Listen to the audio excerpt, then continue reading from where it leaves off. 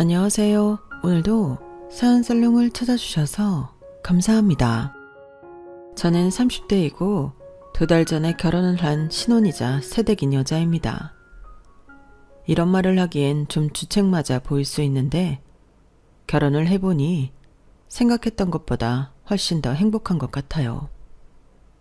이렇게 좋은 건 줄 알았다면 더 빨리 결혼을 하는 건데 왜 그렇게 망설였나 후회가 밀려오는데요. 그만큼 저는 평범한 행복에 대한 갈망이 있었어요. 저는 한순간도 평범하게 살지 못했거든요. 처음엔 아빠가 없다는 이유로 친구들에게 따돌림을 당했고 또 저희 엄마가 사고로 다리를 다치는 바람에 걷는 게 살짝 남들과 달랐는데 그런 엄마를 가졌다는 이유로 저는 친구들에게 놀림을 받아야만 했어요. 그렇다 보니 저는 늘 혼자였고 어쩌다 친구를 만들게 되면 이 친구가 언제 마음을 바꿔 저에게 상처를 줄까 늘 두려워서 그 친구 사이도 오래가지 못했는데요. 어린 마음에 저희 학교 생활은 늘 상처투성이었어요. 그럼에도 불구하고 저는 철이 빨리 들어 엄마가 걱정하는 게 싫었는데 그래서 항상 마음에도 없는 씩씩한 척을 하는 그런 아이였어요. 그리고 철이 든 것과 별개로 왜 나만 이렇게 세상의 모든 불행을 떠안고 태어났을까? 남몰래 불만도 많았는데 엄마를 미워하지 않았다면 그건 거짓말이었죠. 저도 다른 평범한 아이들처럼 걱정 없이 살고 싶은 마음이 굴뚝 같았거든요. 그렇기 때문에 왜 우리 엄마는 저런 사람일까? 말은 안 했지만 엄마가 싫었어요. 그러다 사춘기가 왔고 저희 엄마는 제가 착해서 사춘기도 없이 지나갔다고 다른 사람들에게 말했지만 저는 누구보다 질풍노도의 사춘기를 보냈어요. 그땐 태어난 것 자체가 불행의 시작 같아서 태어나지 않았다면 좋았겠다고 생각한 적도 많았어요. 하지만 누울 자리를 보고 다리를 뻗는다고 제가 이렇다는 걸 엄마한테 보일 수는 없었는데 엄마가 어떤 인생을 살았는지 제가 너무나도 잘 알고 있었어요. 그러니 저희 못된 마음을 엄마에게는 차마 비칠 수도 없었는데 참고로 저희 엄마는 그야말로 K 장녀로 어린 시절부터 고생이란 고생은 전부 한 사람이었어요. 없는 집에 태어난 것도 서러운데 부모가 부모 역할도 제대로 하지 않는 그런 집에 첫째로 태어난 것이 엄마의 숙명이었죠. 외할아버지는 그야말로 남봉꾼 중에 남봉꾼이라고 했어요. 자기 가정은 돌보지 않고 이 여자 저 여자한테 찝쩍거리며 외할머니 속을 썩였다고 했는데 그런 이유로 외할머니는 자식을 넷이나 낳았음에도 자식과 집안일을 나몰라라 하셨다고 했어요. 그러니 저희 엄마가 어린 동생을 셋 키우다시피 했는데 저희 엄마는 초등학교도 졸업을 못했음에도 이모 셋은 전부 대학을 보냈을 정도로 동생들을 잘 건사했어요. 한마디로 이모들은 순전히 저희 엄마의 희생의 결실이었는데요. 심지어 셋째 이모는 머리가 나빠서 공부도 제대로 못했는데 그런 고모까지 저희 엄마가 가해를 붙여 대학에 보낼 정도로 저희 엄마는 동생들 대학 진학에 누구보다 진심이었어요. 그만큼 저희 엄마는 그때 당시에도 생각이 깨어있는 사람이었는지 여자도 무시당하지 않고 살려면 대학을 나와야 한다고 생각했는데 정작 본인은 공부를 하고 싶어도 못했으니 그게 한이 될 수밖에 없었겠죠. 그리고 저희 엄마도 현실에 결코 굴복하는 사람은 아니었는데 그렇게 바쁘고 고된 생활에도 불구하고 저희 엄마는 검정고시를 통해 중학교 과정까지 마치셨어요. 그러니 주변에서 저희 엄마더러 독하다고 했다는데요. 그런 엄마의 원래 목표는 고등학교 공부까지 마치는 것이었죠. 자기도 대학에 가고 싶은 마음은 굴뚝 같았지만 그럴 돈도 시간도 없어 거기까지만이라도 하자고 노력을 많이 했다는데 결론부터 말씀드리자면 저희 엄마는 그 목표마저도 이루지 못하셨어요. 그때 당시 이모들이 대학에 전부 다니고 있었기에 그 학비를 벌어야 해서 눈물을 머금고 포기했다고 하더라고요. 그리고 그때 당시는 이모들이 이런 희생을 모르지 않아 늘 제일 큰 언니인 저희 엄마를 많이 위해주고 자기들이 성공해서 보답하겠다고 했다고 하는데 애석하게도 그걸 진짜로 지키는 이모는 아무도 없었어요. 그럼 괘씸해서라도 그런 동생들을 미워할 만도 한데 저희 엄마는 그러지도 못하는 착해 빠진 사람이었고 또 어릴 때부터 머리가 비상해 장사 수완이 좋았기에 그때 번 돈을 이모들 시집 보내는데 다 써버려 정작 우리 집은 늘 돈이 없었어요. 그러니 어린 제가 봐도 이모들이 좋아 보일 리가 없었는데요. 결국 이모들은 모두 대학까지 나와 시집도 잘 가고 부자 사모님 소리 들으며 잘 사는데 우리만 늘 무시당하고 가난한 생활을 했어요. 그래서 저는 엄마의 그런 희생에도 불만이 많았는데요.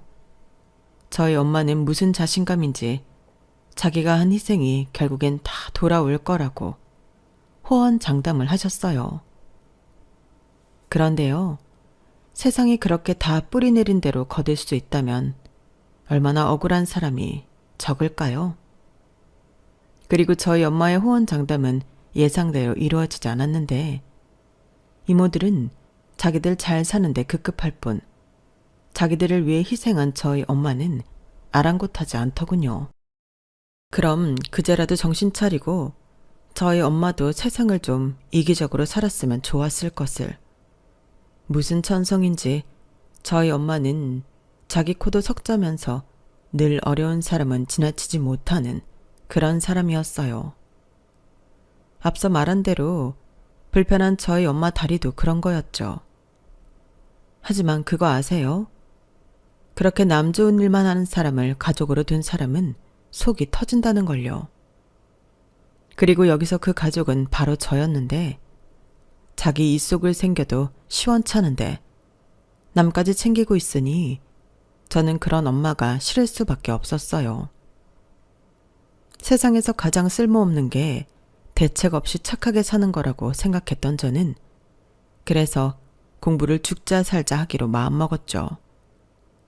공부로 성공을 해서 집을 떠나 엄마처럼은 살고 싶지 않았어요. 그리고 그런 목표 때문인지 저는 공부를 제법 잘하는 애였는데 그런 저의 마음이 나빴던 것인지 제가 중학교 2학년 때 저희 엄마가 암에 걸렸다는 충격적인 이야기를 듣게 되었어요. 사람이 어찌나 미련하게 참았는지 병원에 갔을 때는 너무 늦은 말기라 했는데 그땐 어린 마음에도 눈앞이 캄캄하더라고요. 저는 기억도 나지 않는 어린 나이에 아빠를 사고로 잃었기 때문에 엄마와 둘이 살고 있었거든요. 그러니 미우나 고우나 저한테 가족은 엄마밖에 없었는데 그런 엄마가 하루아침에 위암 말기라고 하니 제가 나쁜 마음을 먹어 하늘에서 벌을 주는 것만 같았어요. 그리고 저희 엄마는 병원에 입원하고 있을 때도 자기 아픈 것보다 제 걱정을 더 많이 했는데 그때도 바보처럼 저는 엄마한테 화만 내는 한심한 딸이었죠. 엄마는 제발 남 걱정 좀 하지 말고 자기 걱정 좀 해. 이게 뭐야? 몸도 제대로 돌보지 않아서 암에 걸리고 나는 어떡하라고. 미안해. 우리 애진이 마음 아프게 해서 엄마가 정말 미안해. 됐어. 이제 와서 그런 말이 무슨 소용이야. 애진아, 엄마가 애진이 정말 많이 사랑하는 거 알지? 엄마한테 가장 소중한 사람은 우리 딸밖에 없어. 엄마가 돈 번다고 바빠서 우리 딸 제대로 챙겨주지도 못했는데 미안해. 엄마가 아파서 정말 미안해. 저는 목이 메어서 그 순간 아무 말도 하지 못했어요. 그렇잖아요. 미안하다고 하는 사람한테 더 화를 낼 수도 없고 괜찮다는 말은 하기 싫었는데 그러니 아무 말도 할 수가 없었어요. 목이 탁 막혀서 아무 소리도 나오지 않았고요. 그렇게 저와 엄마의 사이에는 잠깐의 침묵이 있었는데 그때 희미하게 엄마가 흐느껴 우는 소리가 들리더군요. 분명 제가 듣지 못하게 하려고 최대한 핸드폰이랑 떨어져 울고 있는 것 같았는데 하도 조용해서 저는 그 소리를 전부 듣고 말았어요. 그리고 저도 눈물이 터지고 말았죠. 그날 이후 저는 매일매일 밤마다 울면서 기도했어요. 저희 엄마를 데려가지 마시라고. 그동안 속으로 엄마를 미워하고 나쁜 생각을 한 거 전부 잘못했고 그 벌은 제가 받을 테니 착한 우리 엄마는 데려가지 말라고 그렇게 기도를 했는데 매정한 하늘은 제 기도를 들어주지 않았어요. 보란듯이 저에게 벌을 내리듯 저에게서 저희 엄마를 뺏어가셨는데 장례를 치르는 그 3일이 저는 너무 힘들었네요. 상주로 빈소에 앉아 있었는데 이게 다 꿈이었으면 좋겠다는 생각만 하고 있었어요. 그리고 차마 저희 엄마 염을 할 때는 그걸 다 볼 수 없었는데요. 기억이 나지 않지만 제가 그 자리에서 졸도를 해서 한참 뒤에 깨어난 거라고 하더라고요. 그 뒤 어찌어찌 발인까지 끝난 뒤 이모들과 저는 막내 이모 집에 모였는데 그건 이제 저의 거처 문제를 의논해야 했기 때문이었어요. 저희 엄마가 남긴 유산은 없이 저만 남겼으니 이모들이 꽤나 골치가 아픈 얼굴이었죠. 하긴 그건 저도 이해는 할 수 있어요. 다들 시집가서 자기들 가정 꾸리고 사는데 사춘기 조카인 저를 거둔다는 게 쉬운 결정은 아니었겠죠. 하지만 따지고 보면 이모들 모두 저희 엄마 덕에 대학 나와 잘 먹고 잘 사는 건데 나중엔 서로 저를 데려가지 않겠다고 목소리까지 높여가며 싸우는데 가관도 아니었어요. 그리고 저는 당시 아주 어린 나이도 아니었기 때문에 그게 뭘 의미하는 건지 잘 알 수 있었는데요. 어쩌면 나는 어디를 가든 찬밥 신세를 면하지 못하겠다는 것쯤은 알겠더라고요. 진짜 어른이 된 지금도 그 생각만 하면 화가 납니다. 그렇잖아요. 자기들이 누구 덕에 그렇게 잘 먹고 살고 있는 건데 은혜를 원수로 갚아도 유분수죠. 하지만 그 순간 어느 이모도 자기들이 조카한테 못할 짓을 하고 있다는 사실을 아는 사람은 없었어요. 그러다 엄마의 바로 아래 동생인 첫째 이모가 하는 수 없다며 저를 고아원에 데려다 주자는 소리를 했는데 저는 그때 마른 하늘에서 날벼락이라도 맞은 듯 공포에 떨었어요. 찬밥을 넘어 고아원에 가게 될 줄은 상상도 하지 못했거든요. 그리고 그때였어요. 저희 이모들에게는 반갑지 않은 형제가 하나 있었는데요. 그건 바로 배다른 남매인 막내 삼촌이었죠. 막내 삼촌은 제주도 어디 구석진 곳에서 자연인처럼 산다고 얘기만 들었었어요. 그래도 저희 엄마는 자기 동생이라고 종종 저한테 삼촌 얘기를 했었거든요. 그런데 엄마의 장례가 치러지는 내내 삼촌이 보이지 않아 오지 않으려나 보다 라고 생각했는데 막내 이모네 집으로 올 줄은 몰랐어요. 그건 이모들도 마찬가지인 듯 적지 않게 놀라는 눈치더라고요. 네가 여길 왜 와? 왜긴 쟤도 와야지. 큰언니 장례 치르는데 쟤만 빼? 뭐야? 막내 네가 불렀어? 언제 불렀는데? 아니, 너 쟤 연락처 알고 있었어? 야, 오려면 장식 때 왔어야지. 장례 다 끝나고 오는 게 어딨냐? 내가 늦게 연락했어. 뭐 좋은 얼굴이라고 3일 내내 봐. 그리고 애진이 쟤 누가 데려갈지 의논해야 하는데 생각해보니까 한 사람이 빠졌더라고. 그래서 엊그제 연락했지. 우리 집으로 오라고. 야, 이 기집애야. 아무리 그래도 그렇지 쟤한테 연락을 하냐? 제가 우리랑 무슨 상관인데. 그래도 막말로 여기서 솔로인 사람은 병우 쟤밖에 없어. 애진이 입장에서도 고아원에 가는 것보다는 병우한테 가는 게 낫지 않나? 그래도 큰언니는 병우 쟤 많이 챙겼잖아. 그리고 병우 쟤도 큰언니 위해서 뭔가는 해야지. 지 때문에 언니가 다리 다쳐서 평생을 장애인으로 살았는데. 야, 그 입 안 다물어? 그야 큰언니가 오지랖을 떤 거지. 그래서 뭐? 그 대가로 쟤 데려다가 키우라고 하려고? 왜? 지금 우리 중에 쟤 데려갈 사람 없잖아. 작은 언니, 선자 말도 일리가 없는 건 아니야. 작은 언니가 애진이 데려갈 것도 아니잖아. 그럼 언니는 고아원에 맡기는 게 낫다는 거야? 그래, 고아원이 낫지. 쟤가 다 큰 기집애를 어떻게 키워? 난 쟤 못 믿어. 웃기고 있네. 자기도 못 키운다고 했으면서 누굴 믿고 누굴 못 믿어? 하여간 뭐가 됐든 빨리 결정해. 나는 우리 남편 눈치 보여서 절대 못 데려가고, 나는 나만 아니면 어디든 찬성할 테니까 빨리 정해. 나도 마찬가지야. 솔직히 여기 있는 사람 중에 우리 집이 제일 작은 거 알지? 그럼 인간적으로 나는 빼줘야지. 나도 나만 아니면 상관없으니까 작은 언니랑 손자랑 빨리 결정해.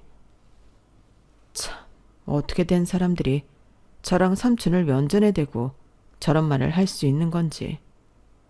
저는 눈동자만 굴리면서 이 상황을 그냥 지켜만 봤어요. 그러자 점점 화가 치밀어 올랐는지 두 주먹을 부르르 떨던 삼촌이 제 손을 덥석 잡았는데요. 그러면서 더 이상 말 같지도 않은 소리 그만하라고. 자기가 저를 키울 거니까 지금 이 순간부터 저에 대해, 그리고 자기에 대해 아무런 말도 하지 말라고 무섭게 소리를 질렀어요. 그러자 한순간 또 싸움이 일어날 것처럼 분위기가 살벌해졌는데, 첫째 이모가 헛웃음을 지으며 이렇게 말하더군요. 네가 쟤를 키운다고? 너 설마 그 대가로 우리한테 얼마씩 뜯어가려는 거 아니지? 뭐야? 언니는 그 걱정 때문에 반대한 거였어? 나는 또 뭐라고? 설마 제가 그럴까? 야, 내내 혼자 잘 살다가 네가 부른다고 제가 여길 순순하게 왔을 것 같아? 쟤도 무슨 꿍꿍이가 있는 거지. 너는 진짜 그 머리로 어떻게 대학을 갔냐? 따지고 보면 네가 애진이 데려다가 키워야 해. 너 언니가 가외시켜줘, 취직시켜줘. 네 앞길 다 터졌는데 너는 양심도 없냐? 무슨 말을 그렇게 해? 그리고 내가 언제 가외시켜달라고 했어? 취직시켜달라고 했냐고. 큰언니가 나 가만히 있는 꼴을 못 봐서 그런 거지. 됐어. 알겠으니까 고아원에 보내던지 해. 정말 듣자 하니까 성질 뻗쳐서 못 들어주겠네. 누나들 똑똑히 들어. 나 애진이 데려가는 대가로 돈 요구할 생각 없고 애진이 고아원에 보낼 마음은 더더욱 없어. 막내 누나가 늦게 연락해서 지금 올라온 거지만 누나들이 이러고 있을까봐 서둘러서 온 거야. 정말 인간들이 왜 그렇게 못됐냐? 큰 누나 덕에 사는 주제에 애진이 보기 부끄럽지도 않아? 나는 부끄러워서 애진이 데리고 갈 거야. 그리고 내 딸로 최선을 다해서 애진이 하고 싶은 거 다 시키고 그렇게 키울 거야. 어머? 쟤가 뭐라니? 너 애 하나 키우는데 돈이 얼마나 많이 들어가는지 모르지? 쟤 중학생이야. 앞으로 돈 들어갈 게 천지라고. 아무튼 네 입으로 우리한테 돈 얘기 안 한다고 했으니까 그 말 지켜라. 그리고 말 나온 김에 누나들한테 각서 하나씩 써주고 가. 그래, 좋아. 까짓 거 써줄게. 대신 누나들도 나한테 각서 써서 줘. 지금 이 순간부터 나나 애진이 앞에 나타나지 않는다고. 이모들은 삼촌의 말에 뭐가 그렇게 웃긴 건지 깔깔거리며 웃었어요. 그리고는 기꺼이 써준다며 자기들도 바라는 바라고 했는데, 그때는 저도 속에서 부글부글 화가 치밀어 꼭 성공해서 복수하고 싶다는 생각을 품게 되었죠.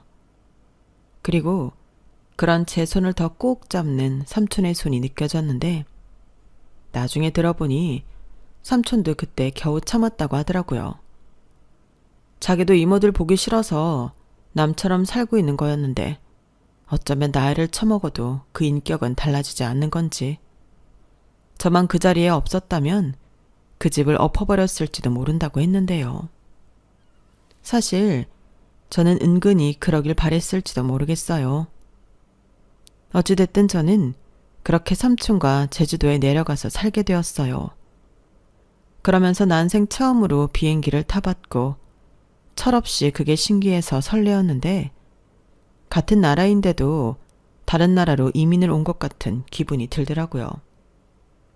실제로 아는 사람 하나 없이 사는 제주도 생활은 저에게 이민 생활과 다르지 않았는데 그래도 삼촌이 살뜰하게 저를 챙겨줘서 외로움은 모르고 살았어요.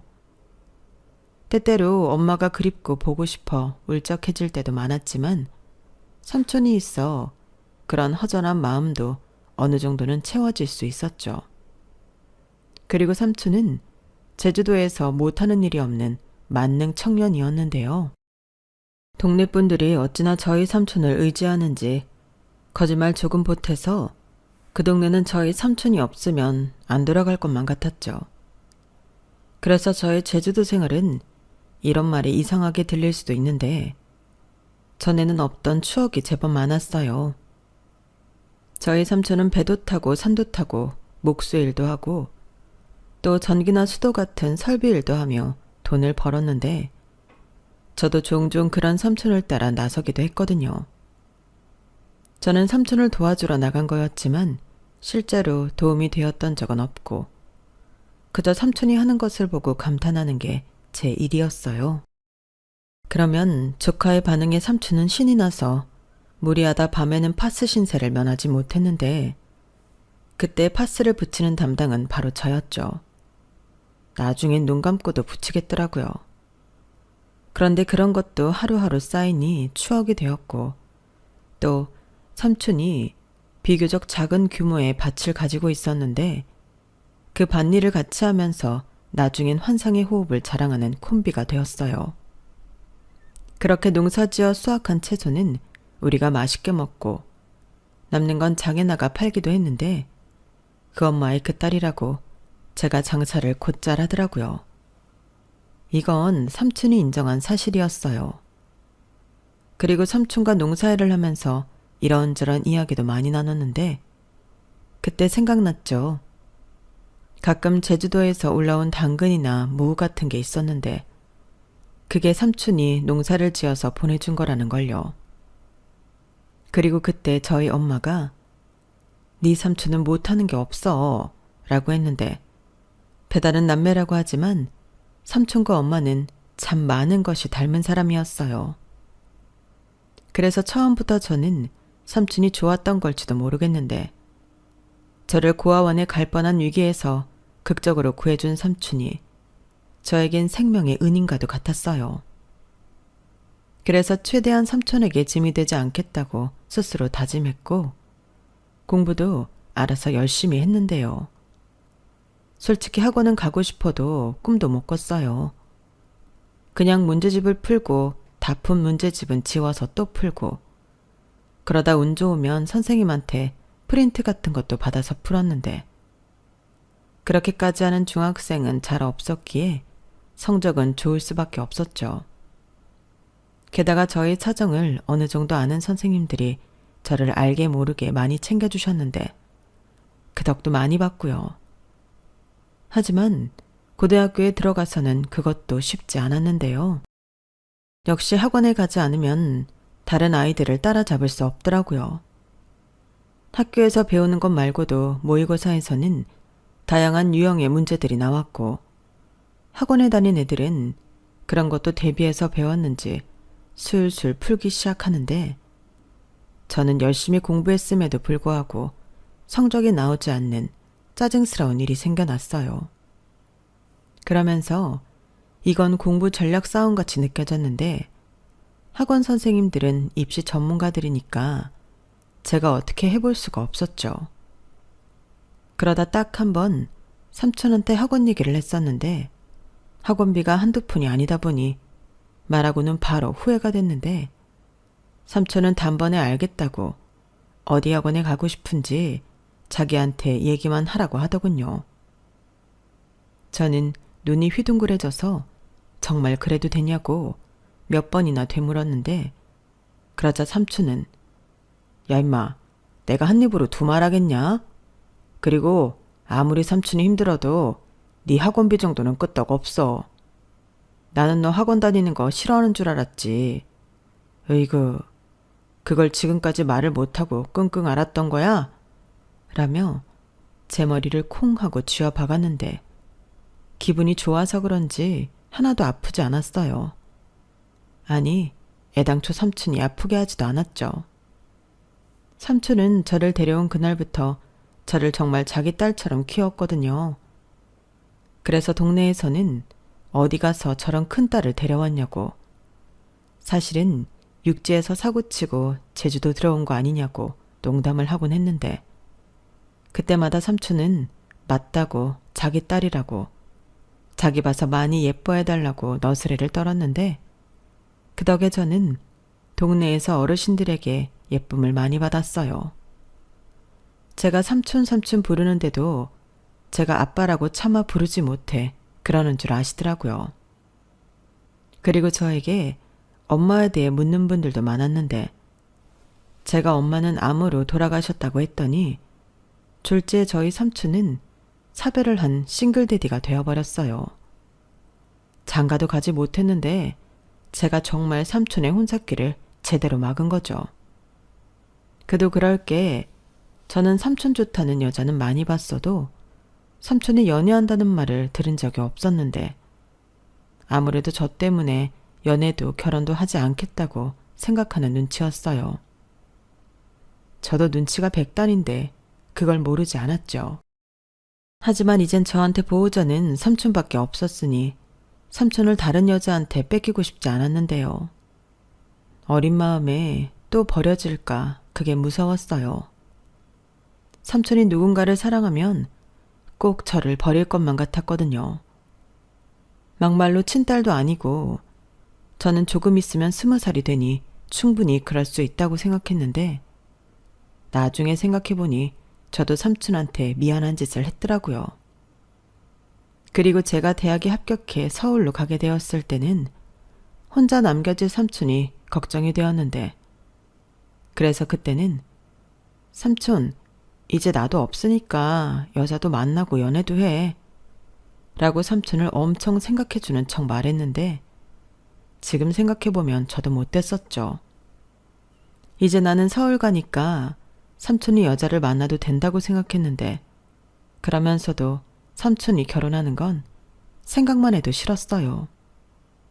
삼촌은 그냥 저만의 보호자로, 내 아빠로 그 자리에 계속 있었으면 좋겠다고 생각했거든요. 물론 지금은 후회하지만 그땐 저에게 삼촌은 그런 절대적인 존재였어요. 그만큼 삼촌이 저를 많이 사랑해주고 또 아낌없이 지원해주면서 키웠는데, 서울에 나름 이름 있다는 대학을 갈 수 있었던 것도 순전히 삼촌의 공이었죠. 저희 엄마가 이모들한테 했듯 삼촌이 저희 엄마처럼 저한테 희생해준 거였어요. 그래서 언젠가는 꼭 이모들과는 다르게 저는 삼촌에게 보답하겠다고 다짐했었는데요. 그러기 위해서라도 공부를 정말 미친 듯이 했죠. 대학 등록금이 어마무시하잖아요. 그것도 1년에 2번씩이나 내야 하는데, 저는 장학금을 받아서 삼촌한테 그 부담을 덜어주고 싶었어요. 아니, 덜어줘야 한다고 생각했어요.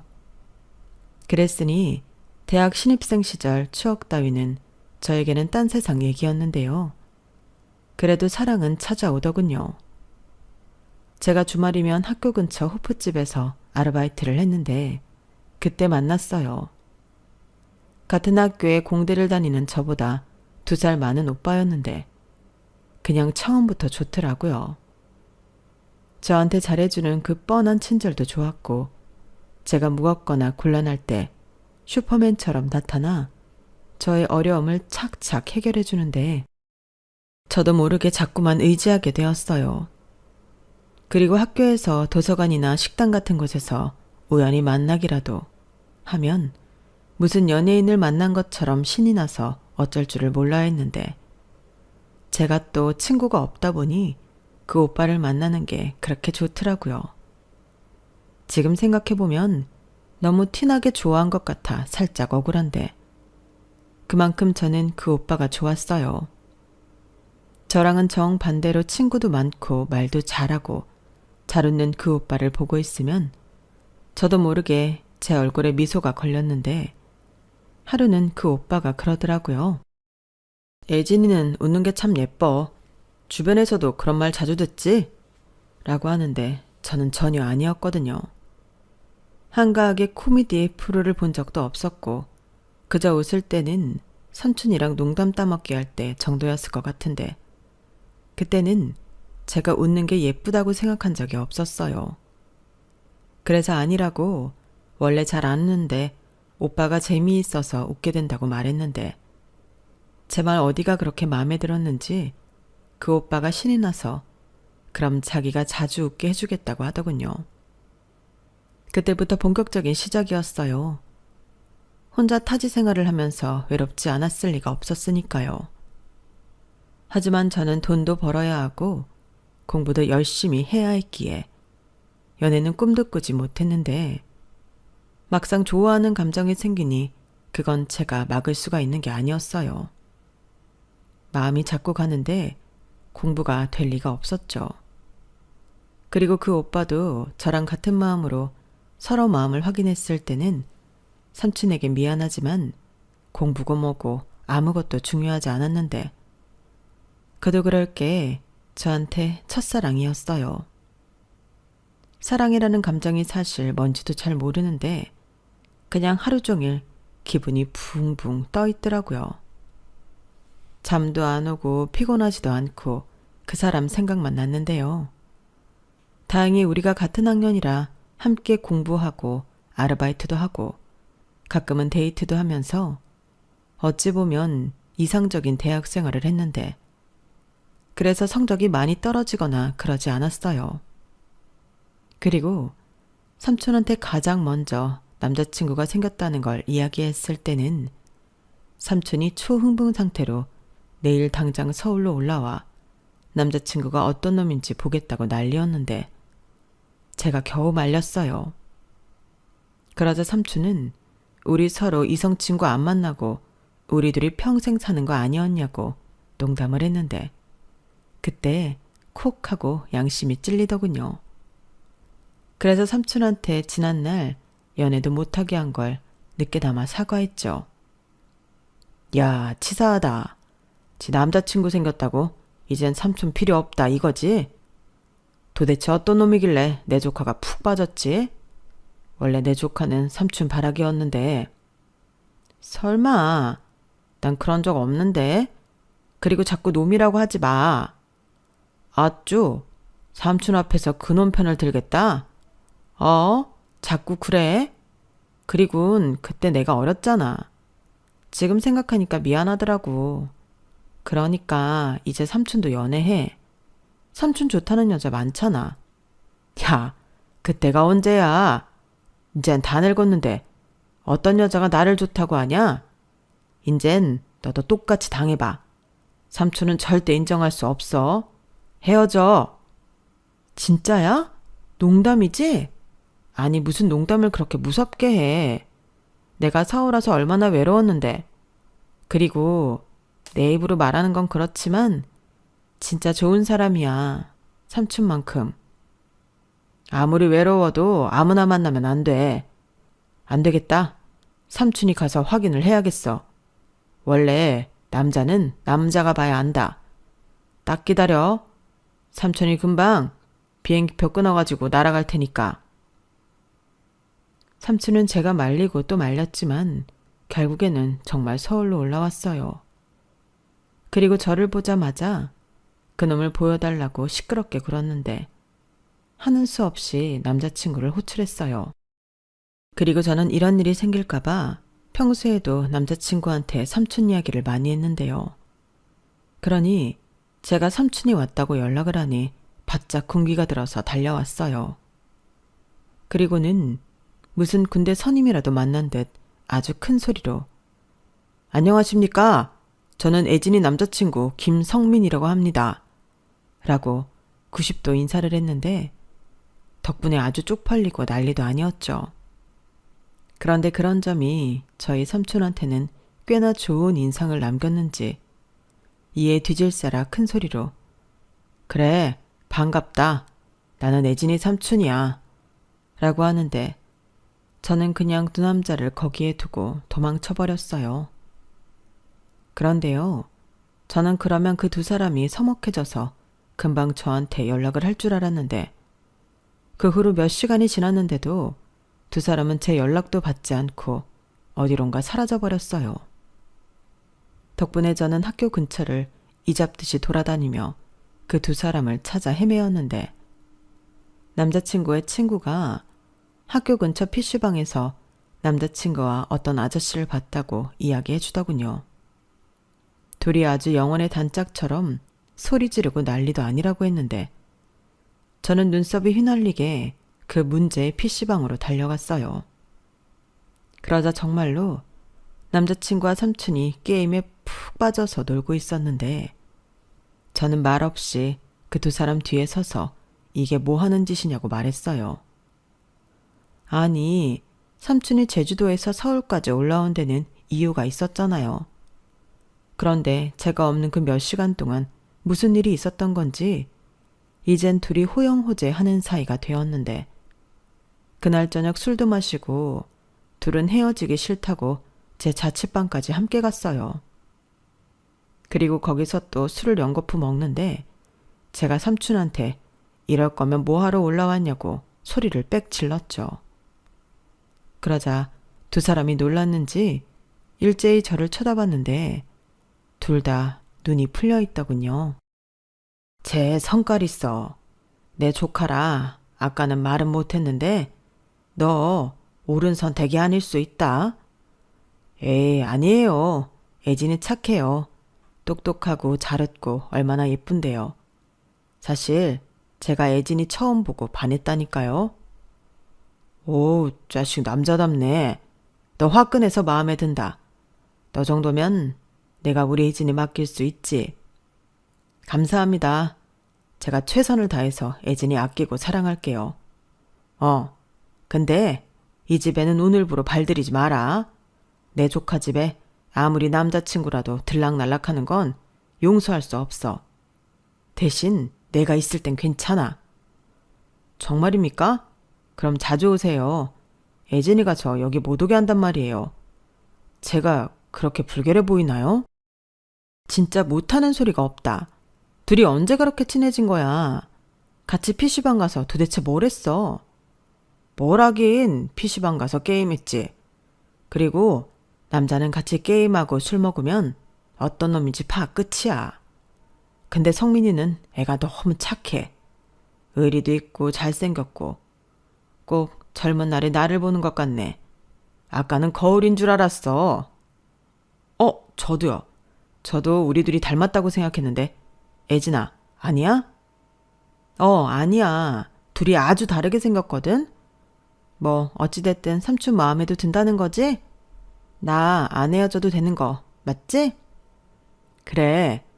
대신 연애에 정신 팔려서 학생 본분이라는 걸 잊으면 안 돼. 저 위에서 우리 누나가 보고 있다. 너도 명심해.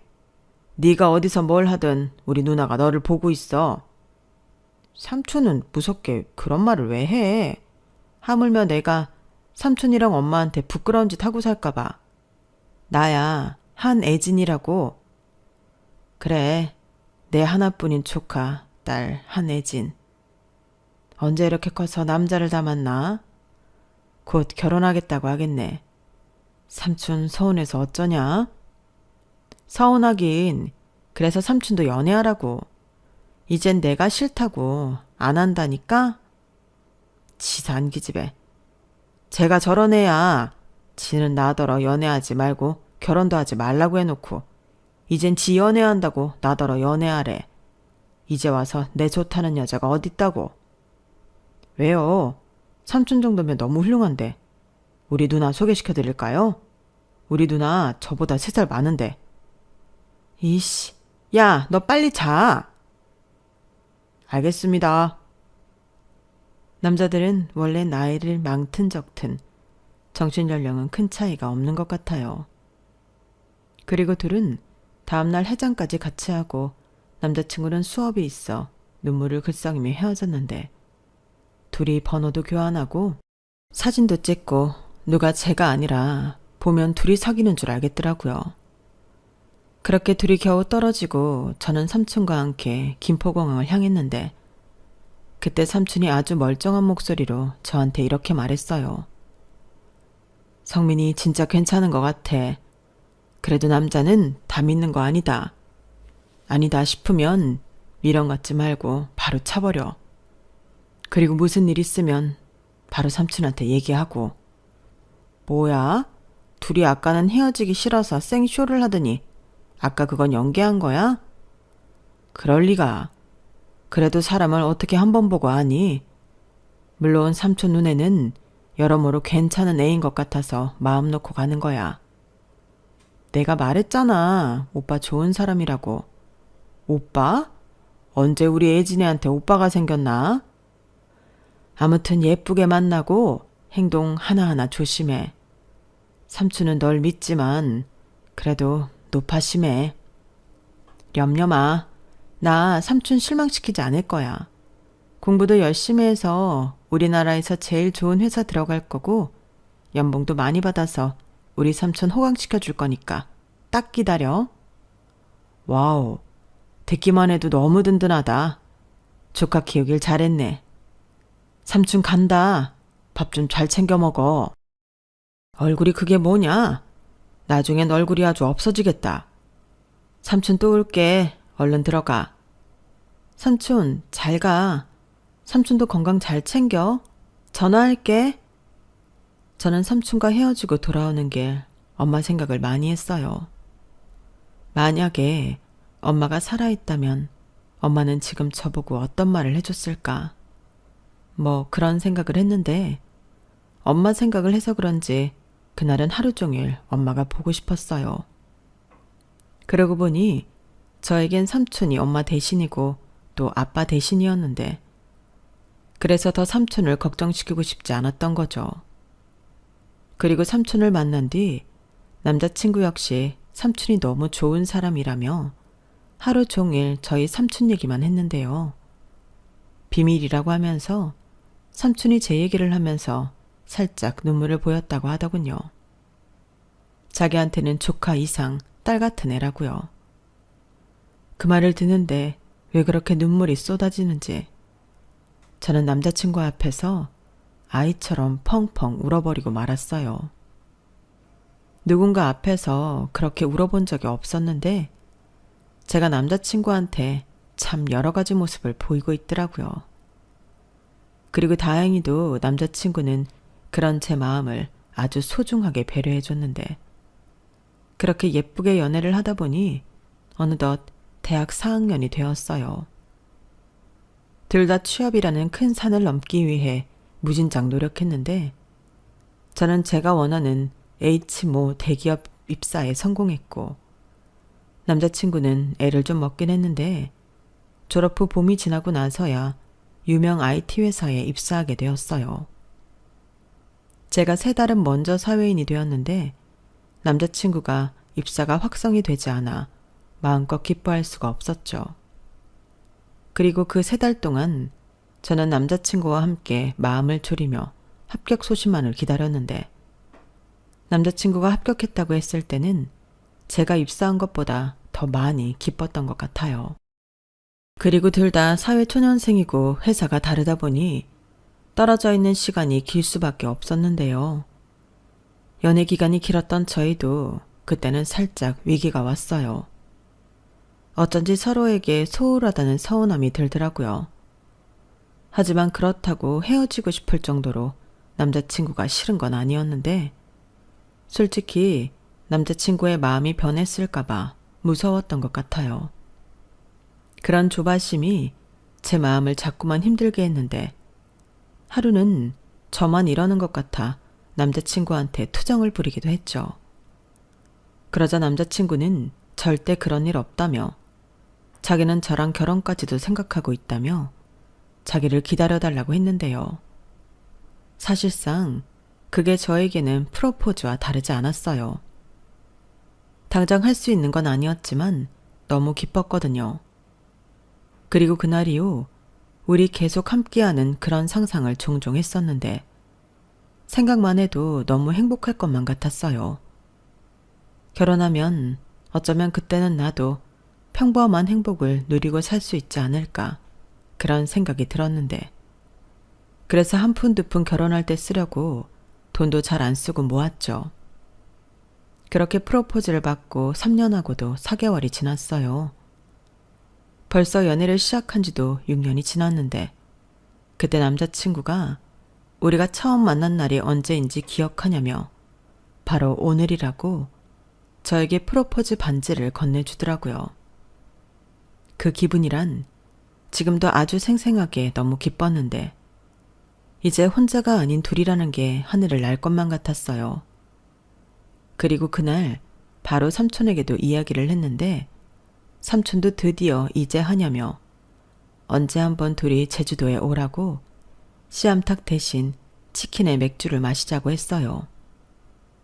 그래서 말 나온 김에 정식으로 인사를 간다고 저와 남자친구는 제주도에 갔고 제주도에서 2박 3일 내내 삼촌과 셋이 낚시도 하고 수영도 하고 모처럼 즐거운 시간을 보냈죠. 그리고 대망의 제가 예비시댁에 인사를 가게 되었는데 얼마나 떨렸는지 모릅니다. 사실 제가 그다지 좋은 조건을 갖고 있지 않잖아요.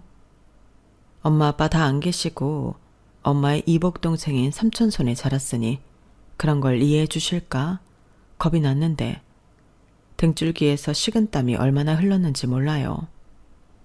물론 남자친구는 아무 걱정할 필요 없다며 자기가 이미 불편한 이야기 나오지 않도록 사전에 다 얘기했다고 했는데 제 마음은 그럼에도 불구하고 요동치고 있었죠. 하지만 예비 시부모님을 보는 순간 그랬던 제 마음은 한순간 평화를 되찾았는데요.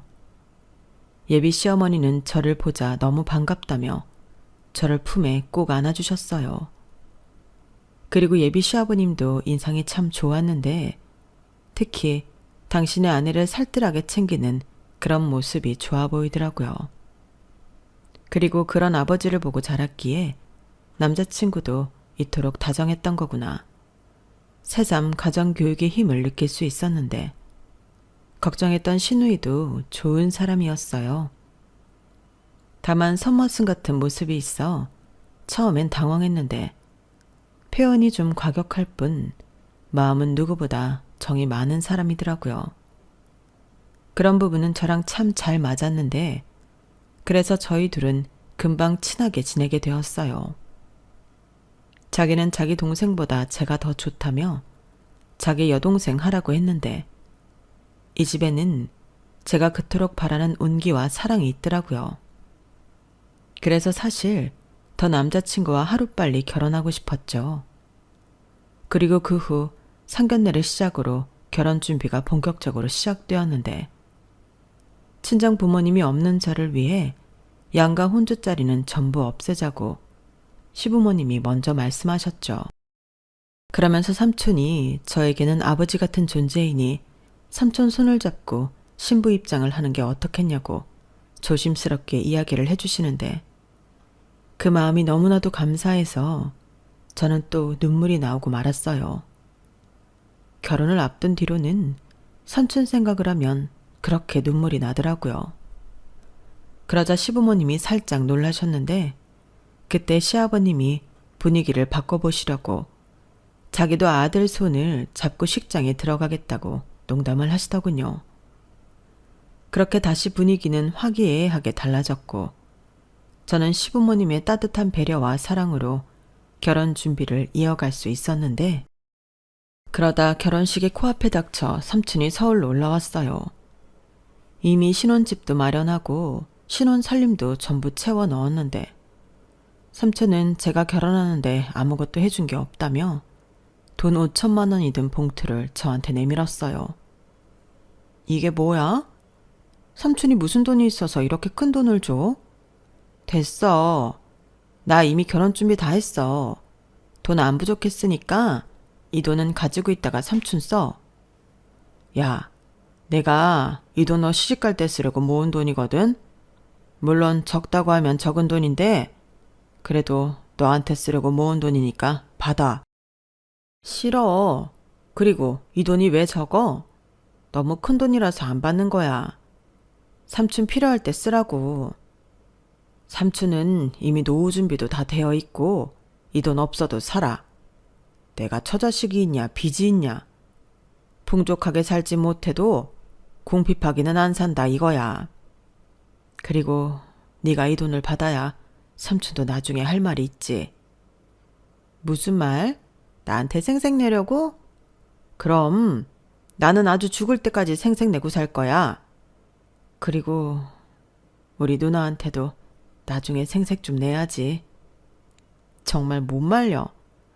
그래도 싫어. 삼촌 고생해서 모은 돈일 텐데 내가 그 돈을 어떻게 써? 삼촌이 누구 때문에 고생했는데 다 너 때문이잖아. 아니, 네 덕이야. 네 덕에 삼촌 정말 열심히 살았다. 그리고 원래 여자들이 결혼하면 비상금 갖고 있고 그러는 거야. 그래야 목소리에 힘이 있지. 정말 유난이야. 그리고 우리는 전부 공동 관리하기로 했는데 내가 비상금 갖고 있으면 반칙이지. 순진한 것. 성민이 걔는 비상금 안 만들 것 같냐? 원래 남자친구랑 남편은 같은 사람이 아니다. 원래? 총각이 그걸 어떻게 알지? 나 몰래 도둑 결혼이라도 하고 왔나? 뭐래? 삼촌 이래봐도 순수하다. 그리고 삼촌은 자만추를 선호해. 자만추 알지? 자연스러운 만남을 추구한다. 진짜 촌스러워. 삼촌 나이에 무슨 자만추. 차라리 이 돈으로 결혼정보회사 그런 데 가입할까? 야, 삼촌 아직 그 정도는 아니거든. 남자가 존심이 있지. 너나 잘 살아. 삼촌이 그렇게 말 안 해도 잘 살 거거든. 우리 사이 되게 좋은 거 몰라? 알지. 그래서 사실 안심이 되긴 해. 성민이한테 잘해줘. 그리고 뭐? 행복해라. 어릴 때 못해본 투정도 다 부리고 남들 사는 것처럼 배꼽 빠지게 깔깔깔 웃으면서 살아.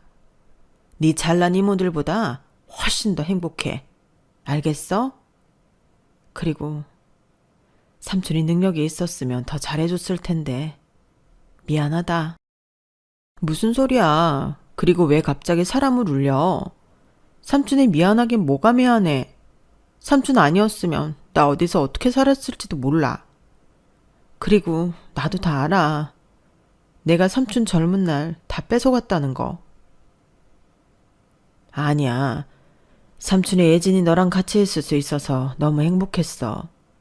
덕분에 삼촌은 네 엄마랑 한 약속도 지킬 수 있었고 이제야 삼촌도 밀린 숙제를 다 끝낸 기분이야. 사실 너 시집가기 전에 이 말은 해줘야 할 것 같아서. 삼촌은 두 눈망울을 그렁그렁 하더니 가방에서 낡은 편지 한 통을 저에게 건네줬어요. 그리고 거기엔 저희 엄마의 글씨체가 있었는데 제가 태어나서 얼마 되지 않았을 때 저희 엄마가 삼촌한테 보낸 편지더라고요. 그리고 삼촌은 읽어봐도 된다고 했는데 편지에는 저희 엄마가 동생인 삼촌을 얼마나 걱정하고 염려했는지 고스란히 느낄 수 있었어요. 배다른 남매라 같이 살지도 않았고 어찌 보면 다른 이모들처럼 삼촌이 미웠을 텐데 저희 엄마는 그런 자기 동생을 끝까지 걱정했더라고요. 그리고 삼촌은 자기 때문에 저희 엄마 다리가 그렇게 되었다며 자책하고 있었던 모양이었는데요. 편지에는 자기는 괜찮다고 네가 다치지 않아 얼마나 다행인지 모른다고 적혀 있었는데 그땐 저도 눈물을 참을 수 없었어요. 엄마의 아픈 다리를 저는 정말 싫어했는데 저희 엄마는 자기를 다치게 한 삼촌을 전혀 미워하지 않았더라고요. 그리고 죄책감에 힘들어하고 있을 동생을 끝까지 챙기며 어디에 있든 무엇을 하든 너는 내 동생이라고 언제든지 누나를 찾아오라고 당부의 말도 있었는데 나중에 정말 나중에 지금의 미안함과 고마움을 갖고 싶다면 딱 한 번은 누나인 자기를 위해 무언가 기쁜 일을 해줬으면 좋겠다고 되어 있었어요. 그리고 순간 저는 삼촌의 얼굴을 쳐다봤는데요. 나는 아무리 생각해도 너를 데려오는 게 누나가 안심할 수 있을 것 같더라고. 그리고 내가 너를 잘 키우면 누나가 기뻐할 수밖에 없겠지. 그런 생각이 드는데 너랑 같이 산 이후로 나는 늘 숙제를 하는 기분이었어. 네가 서울에 있는 그 유명한 대학에 들어갔을 때도 나는 하늘을 보고 누나한테 어떠냐고, 기쁘지 않냐고, 나 약속 잘 지키고 있다고 이야기했는데 어느 순간 내가 착각했다는 걸 알았다. 이건 누나가 기쁜 일이 아니라 내가 기쁜 일이었어. 너 같은 조카를 키우는데 어떻게 안 기쁠 수가 있어. 그래서 이젠 너를 좋은 짝을 만나 결혼해서 행복하게 살 수 있게 해줘야겠다 생각했지. 그래서 내가 결혼하니까 이제 홀가분해? 숙제 끝난 것 같아서. 삼촌은 이제 자유야. 그러니까 너 최선을 다해서 행복하게 살아. 그래야 삼촌 네 엄마한테 약속 지켰다고 말할 수 있어. 너도 알지? 네 엄마 다리 왜 다쳤는지. 그래서 나는 누나 다리를 보는 게 너무 죄스러워서 도망 다녔어. 어린 네가 나를 원망할 것 같아서 무서웠지. 근데 그날 막내 누나 집에서 너를 보는 순간 나는 두려운 게 없는 사람이 됐어. 너를 지켜야 했으니까. 저는 삼촌의 말에 차마 목이 메어 아무 말도 하지 못했어요.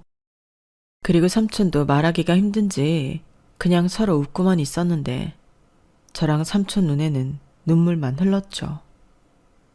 지금 생각하니 저랑 삼촌은 울보 중에 울보였어요. 결혼식 날에 둘이 얼마나 울었는지 결혼식 사진에 삼촌과 제 눈이 퉁퉁 부어 있었는데 지금은 추억이 되어 웃으면서 이야기하지만 그때는 이 사진을 포토샵을 해야 하는 거 아니냐 진지하게 고민했었다니까요. 그런데 남편이 제 반쪽이 절대 그러면 안 된다며 그 사진을 사수했는데 남편 말을 듣길 잘한 것 같아요. 결혼 사진을 보면 그날의 기억이 생생하게 떠오르거든요. 그리고 아직 제가 결혼한 지 얼마 되지 않아서 그런지 살림도 잘 못하고 시부모님에게도 어쩐지 어디가 좀 어색한 며느리인데 삼촌이 저를 정성스럽게 당신의 모든 시간을 바쳐 키워줬다는 생각 자체가 저에게는 늘 당당할 수 있는 힘이 되는 것 같아요. 실수에도 주눅들지 않고 서툴러도 다음에 더 잘할 수 있다는 자신감으로 사는 요즘인데요. 시부모님도 제가 가족이 되어 집안이 더 화목해졌다고 저한테 고맙다고 하세요. 말 안 듣는 자기 아들 데려가줘서 고맙다고 어찌나 저한테 잘해주시는지. 저는 친정 부모님은 없지만 엄마 아빠를 다시 만난 것 같은 그런 감사함으로 매일매일을 살고 있습니다. 저희 삼촌도 제주도에서 자기가 바라는 펜션 사업을 시작했어요. 방갈로 같은 나무집을 지어 투숙객을 받는 건데 방갈로가 세 채밖에 안 되지만 저희 삼촌이 손수 다 지은 집이고 또 먹거리부터 모든 걸 다 하다 보니 바쁘다고 요즘은 전화통화도 잘 안 되는데 삼촌도 시행착오를 많이 겪는 중인 것 같아요. 말로는 대박 쳐서 자기는 큰 부자가 될 거라고. 그래서 제가 아이를 낳으면 자기가 서포트하겠다고 큰 소리를 뻥뻥 쳤는데 부디 진짜로 대박이 나서 삼촌이 기쁜 마음으로 자기가 한 말을 지켰으면 좋겠네요. 그럼 저희 부부도 좋고 삼촌도 좋고 일거양득이잖아요. 그리고 정말 바라올 건데 저희 삼촌에게도 평생을 함께할 수 있는 그런 짝꿍이 어서 빨리 나타났으면 좋겠어요. 우리 삼촌 같은 진국인 남자도 잘 없는데 그런 삼촌의 가치를 딱 알아봐주는 지혜롭고 현명한 외숙모가 나타나길 소망하는 바입니다. 저는 이제 삼촌이 많이 행복했으면 좋겠어요. 그래서 저도 삼촌도 입이 찢어라 웃으면서 살았으면 좋겠는데 요즘은 부쩍 이런 생각을 하곤 합니다. 엄마가 자기 대신 삼촌을 저에게 보내준 것이 아닐까 하고요. 그래서 그 편지를 삼촌한테 쓰지 않았나. 새삼 엄마의 편지가 너무나도 감사한 오늘인데요. 저 역시도 그런 감사한 마음을 잊지 않고 삼촌에게 효도하는 그런 조카딸이 되겠습니다.